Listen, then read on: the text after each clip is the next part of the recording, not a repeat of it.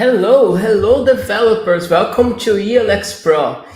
In this series, it's about full stack Elixir Pro, where we are going to discuss the techniques and some stuffs that that provide to you some ways to build your career as Elixir developer, some techniques using live view, recursions, enum, libs, frameworks, and I hope you enjoy this episode. And in this episode, we're going to discuss our journey with Elixir, but we're going to start with the beginning about first steps with Elixir, how the language was launched, and also I will give you some tools that you can start programming with Elixir as well. So before we start talking about and hands-on about talking about technically, I would like to give you more information about how the language was built, why, and who created the language. So first of all, the language started with Brazilian, which is the same country that I'm living actually, and his name is José Valim. The language was launched in 2012.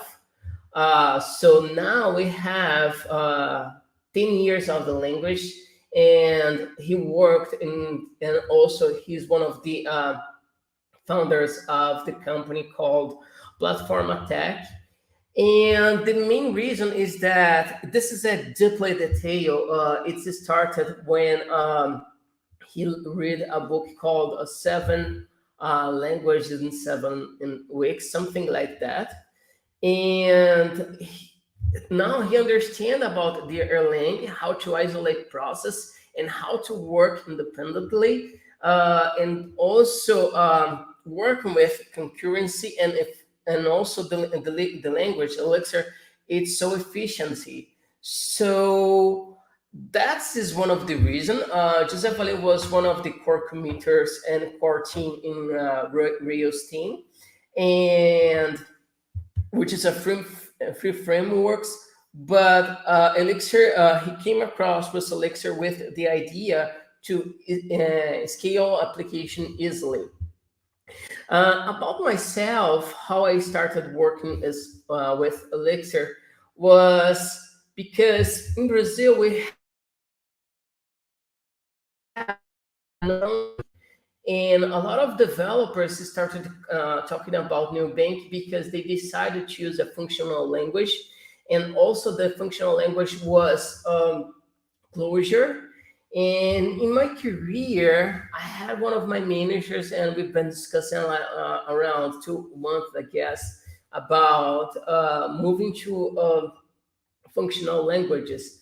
And I was thinking to move to Scala or Go, but he talked. He introduced me Elixir. It was 4 years ago, and for me, he was a technical reference. I learned a lot of Elixir with him, but my first time with Elixir was 2 months later, because one of the things that I came across is that we didn't have Elixir courses in Portuguese, also in English, because the languages didn't have a lot of context about the language. So what I did was trying to use the language with reading the documentations and try to understand, but was really hard for me. Um, but I also was so frustrated because I didn't know that we had a very strong framework to use, which is Phoenix.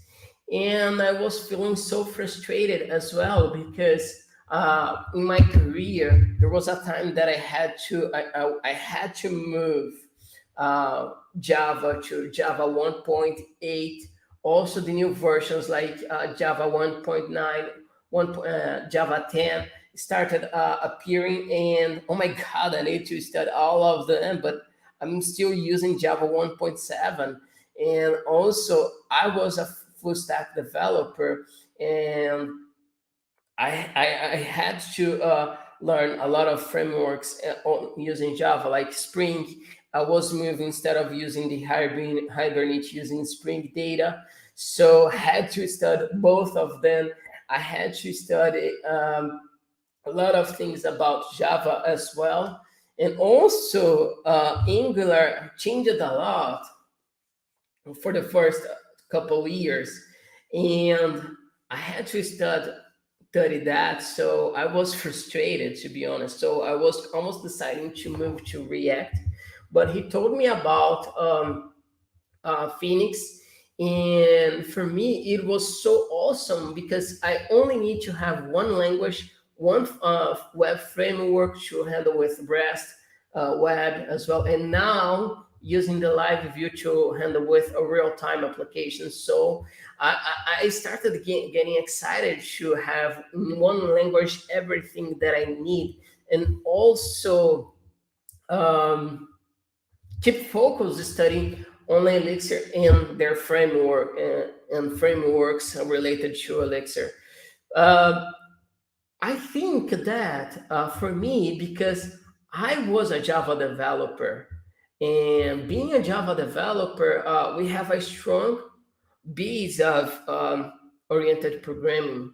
So when I moved to Elixir, a functional language, was really hard for me, especially when I tried to use for, because for we have like index, we have object references. I think this is the exact name because I've been using Elixir around 5 years, so I don't remember too much. But I started studying the language like 2 hours, 2 hours a day, trying to make some examples. But for the couple months, 1 or 2 months, I was just trying to. I didn't know that VS Code support Elixir to code, so was when I tried to use the first time was really interesting for me. I was so excited because I was learning. And even though I was studying the language, I didn't know how to open an IDE and coding with Elixir. So that was my first experience. About Elixir, why you should invest and spend your time with Elixir. So one of the things that I noticed is that, especially in Brazil, a lot of developers started studying the language. We have actually a lot of jobs here, and also in the world, I think we have a lot of as well. But especially about concurrency and parallelism, we have a lot of informations, and the language is friendly with developers. So that's why I recommend you to study Elixir. But why I spend my time studying Elixir? Sometimes when I started studying, I could say that I was selfish. I just wanted to work with language.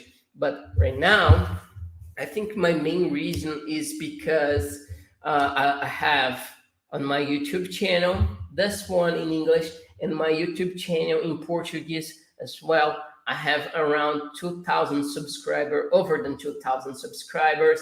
I have like almost 182,000 views. So makes me feel excited because I helped developers uh, changing their languages programming to Elixir. I've been helping the community, so it makes me feel excited now. So that's why I spend my time studying Elixir. Of course, we are going to have some hands-ons here. I hope to give you some more information about your first steps, but also, even if you have the context with the language, I think this video will be important for you as well.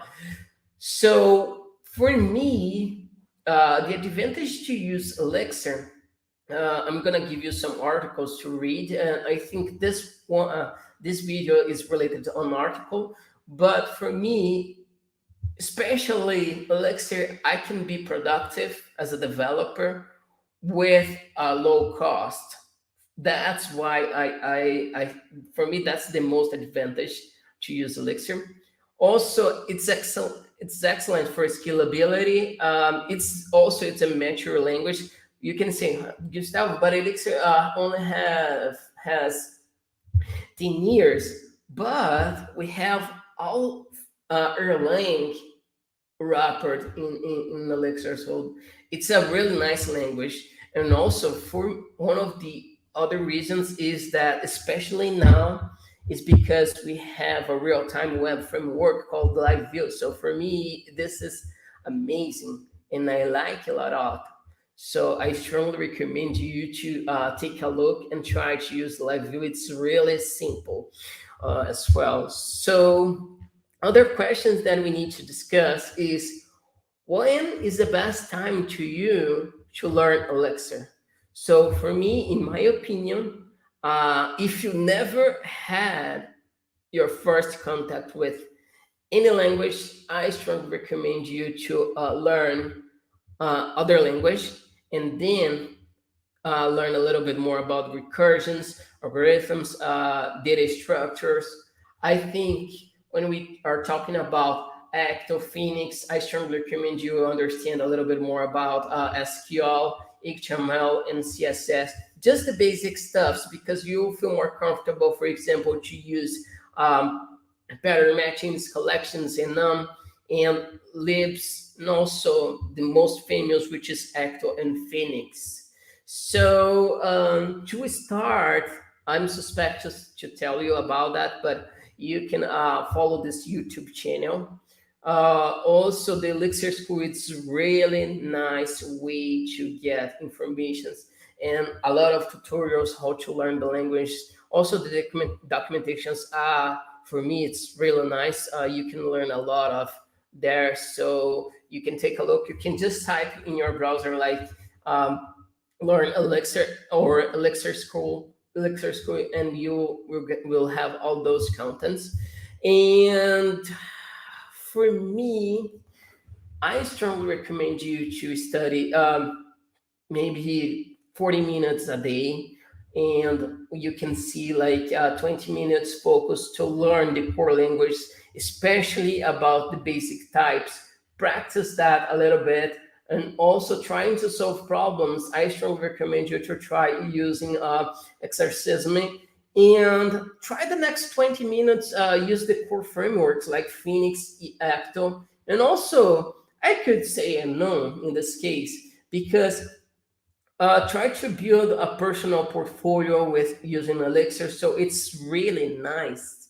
So when I see a lot of people making mistakes like not having consistency time to study, and I believe that the worst problem that we have when we think about Elixir is because people don't understand how process work, how enum work, and especially when we are talking about recursion, it's important to understand recursion before you start using enum. That's my thoughts, but it's up to you. But especially process, it's important because in Elixir we have like a business role, implementations, and we have the state.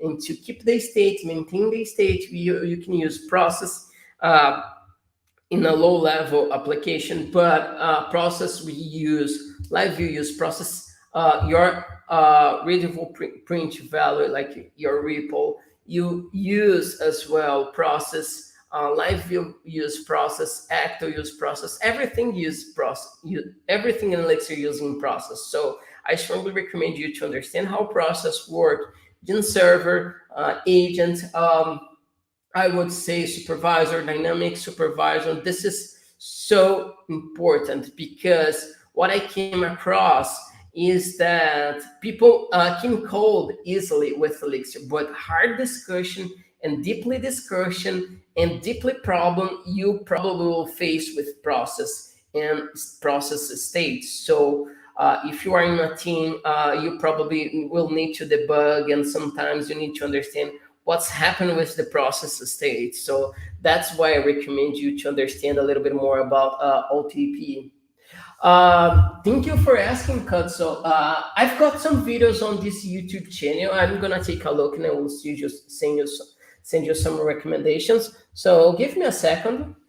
I'm going to show you a video, which is, for me, this is the most important technique that I've been using with live view. And what I came across, I created tiny components, tiny pages, and really strong pages to handle with the live view. So I will give you some informations, but you can take a look using this in your YouTube search. Elixir, ELX Pro, live view and components.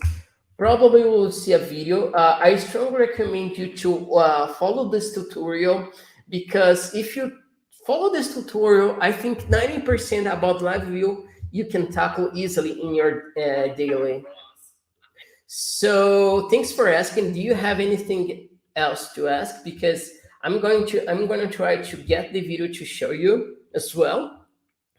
But you can start this video. It's a little bit advanced, but a beginner can handle with that easily, because the main idea, it's how I think when I use live view. And when I use live view, I think in tiny components. I think in tiny pages. So that's why I recommend this video.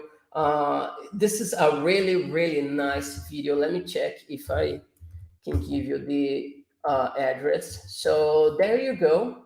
Check this video. And also, if the video is not available for you, I would recommend you to search for this title right here. Um, there you go. Check if it makes sense for you. So now I think I explained a lot of things. I'm going to share my screen. And what we're gonna do is making some steps. So this computer, I have basic stuffs. So what I have here is just like a terminal. I already installed the Git. I don't have many things here, so we can start making some steps together here. And let's start about the first step. So for example, I recommend you to install that's the core things that you can install in your local machine. So Brill, you can install your VS Code. Also, you can install Elixir. So you can ask to me, Gustavo, where can I get those information? This is pretty straightforward. So you can search for install Bro. This is for Mac, but this is how I use to manage my applications and my apps in my local machine. You can use like install VS Code. Also, this is very important. And install Elixir.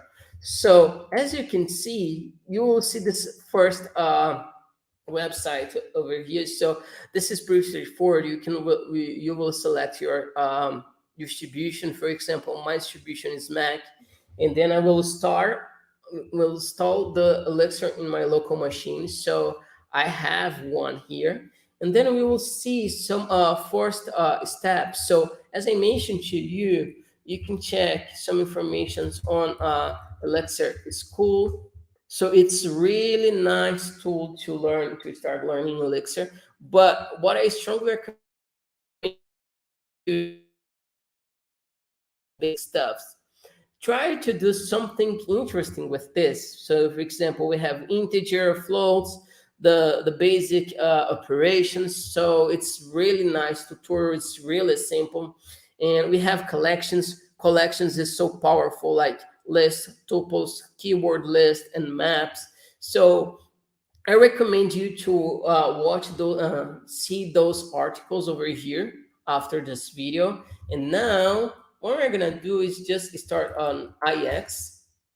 I'm going to try to make a simple application like get change. I'm not gonna use the VS Code. I'm just going to use the terminal, because just to show how powerful is Elixir. So you can imagine if, for example, we're gonna get the change to an application. So, for example, I could say that I have um, I have $5, for example, my money, and I will say five, and also I need to get the change for uh, for example, spent money 0.99. When we think about it, the change will be, for example, talking about the not without cents, we have five. When we make this calculation, for example, we have 401, but we need to return this as a change. So, for example, if you have changes like how can I how I'm going to explain. We have, for example, 1 cent, 5 cents, 10 cents, 25 cents, and 50 cents. So we need to return that. So, for example, about this value, one of the results that we can expect is, for example, we're going to return $4 with uh, 0 cents, 0.50 cents. We could say 0.25 cents. We could say as well 0 10 cents, and we can return like 0.5 cents and one. So how can we do that? That's a good question. I don't know if we're going to make this algorithm today. This is a little bit complex, but let's try thinking about it. So, for example, you will receive the value, and we need to make some calculations. So, for example, this one first, what we'll have to do, so we make the first step. For example, we know that when we make this calculation, we've got this value.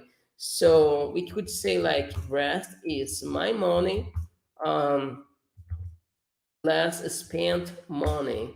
And then we got it. What we can do now, we could use, for example, let's make this one float. For example, we could say like rest, just to make sure, float round, always two. We just need to worry about the two.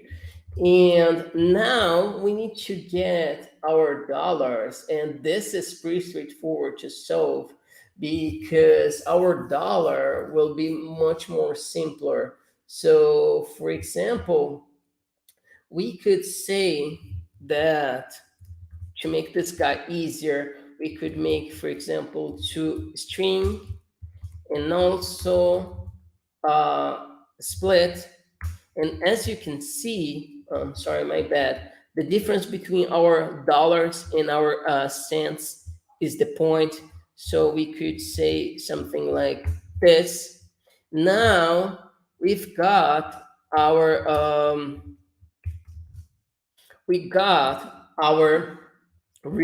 our dollars and our cents. So if you have a function, this is we have our USD and our cents, and now we could say like only USD.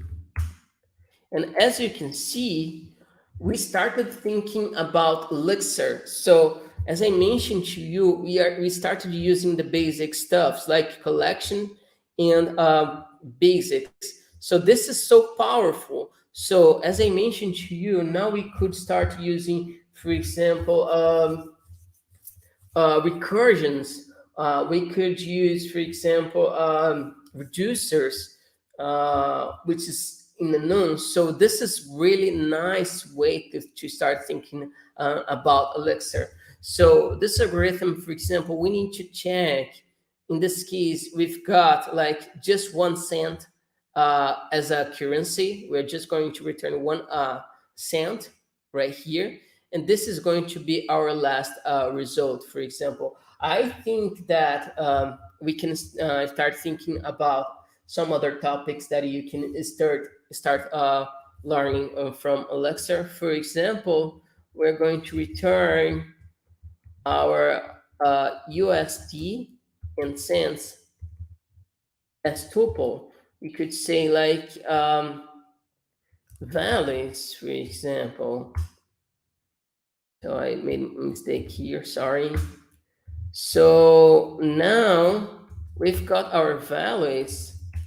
In our values, we have our USD and our cents. We need to check what kind of currencies that we have here.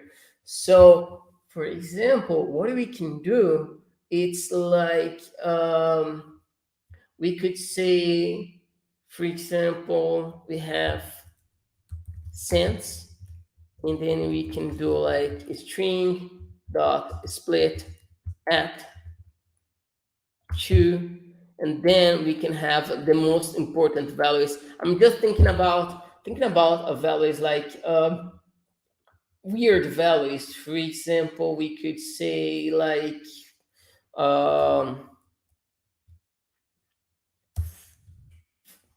like 4 minus 3.14, and we have like this value, and we just need to worry about this guy instead of those guys over here. That's why I use the string split.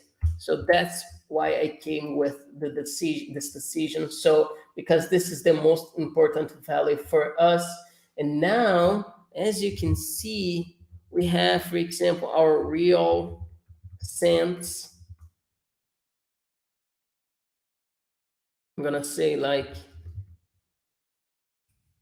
this guy here. And now, because we have our real sense, let's start thinking about this guy as an integer. So, for example, we can say sense integer. It's going to be like a string to integer real sense. Now, as you can see, we have our sense integer, which is this value that we need to discuss. Where is our real currency? So, for example, as you can see, this 1 cent, it's more related to one currency. So, for example, for the next time, I'm going to create this algorithm using TDD and some other techniques. But in this case, our real return here will be this guy. We could say, for example, we're going to have like 1 cent integer. We don't need to use a recursion in this case. 0, 0, 0, and 4, I think.